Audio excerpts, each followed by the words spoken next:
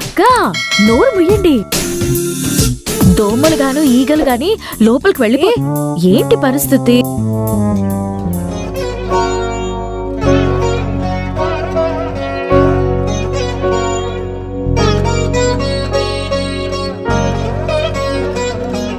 మీ ఇంటికి వెళ్ళిపోయినట్టు వెళ్ళిపోయి మళ్ళీ వెంటనే మెరుపు తీగలు వచ్చేసావేంటో.